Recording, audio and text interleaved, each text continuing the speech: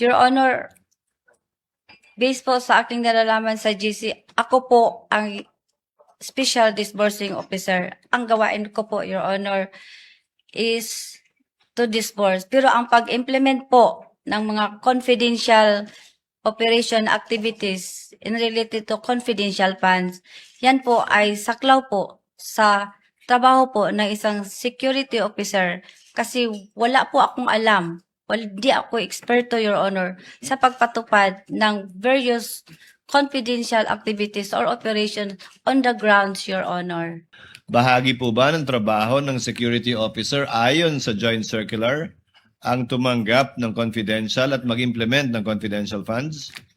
Siya po ang may alam, siya po ang eksperto, Your Honor, sa pagpatupad po ng confidential operation and activities, Your Honor, kasi siya po ang may access when it comes to national security, Your Honor. Ayon po kanino, ma'am? Ayon sa joint circular, ayon sa interpretasyon nyo, o ayon sa utos sa inyo? Ayon po sa joint circular, Your Honor.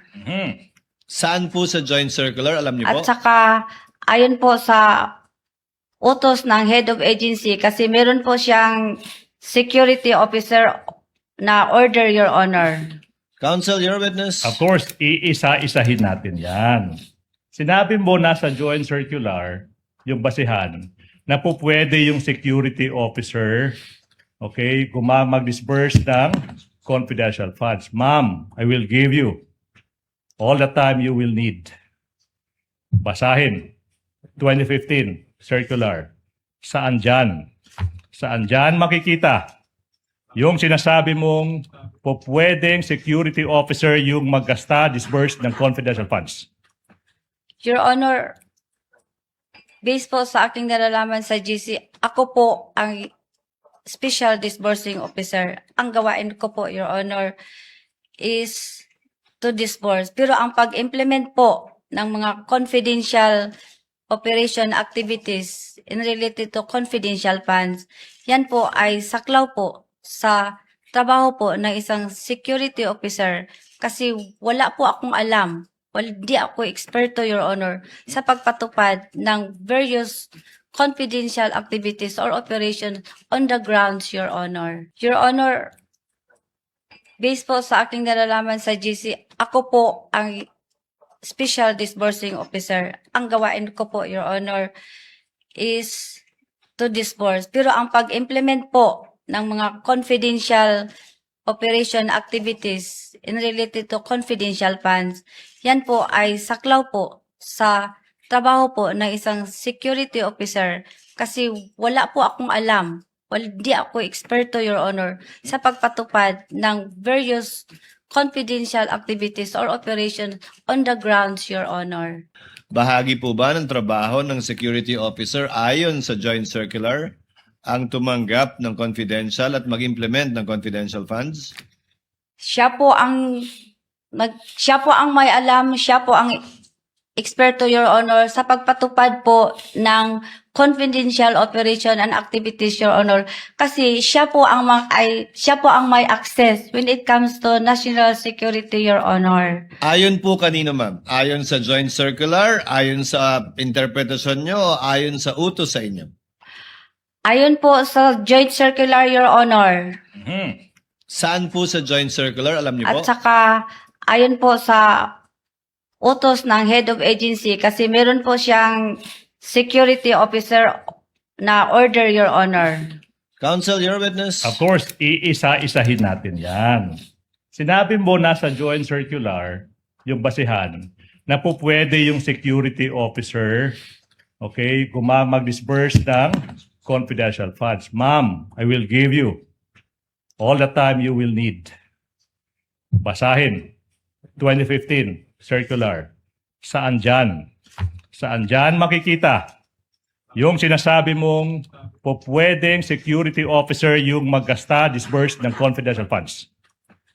Your Honor, based po sa aking nalalaman sa GC, ako po ang Special Disbursing Officer. Ang gawain ko po, Your Honor, is to disburse. Pero ang pag-implement po ng mga confidential operation activities in related to confidential funds, yan po ay saklaw po sa trabaho po ng isang security officer kasi wala po akong alam, hindi ako eksperto, Your Honor, sa pagpatupad ng various confidential activities or operations on the grounds, Your Honor. Your Honor, based po sa aking nalalaman sa GC, ako po ang Special Disbursing Officer. Ang gawain ko po, Your Honor, is to disburse. Pero ang pag-implement po ng mga confidential operation activities in related to confidential funds, yan po ay saklaw po sa trabaho po ng isang security officer kasi wala po akong alam, hindi ako eksperto, Your Honor, sa pagpatupad ng various confidential activities or operations on the grounds, Your Honor.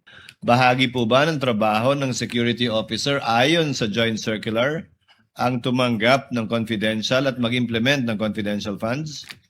Siya po ang may alam, siya po ang eksperto, Your Honor, sa pagpatupad po ng confidential operation and activities, Your Honor, kasi siya po ang may access when it comes to national security, Your Honor. Ayon po kanino, ma'am? Ayon sa joint circular, ayon sa interpretasyon nyo, o ayon sa utos sa inyo?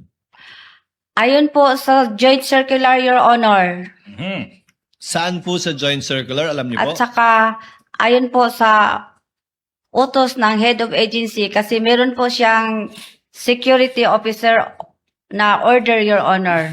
Counsel, your witness. Of course, iisa-isahin natin yan.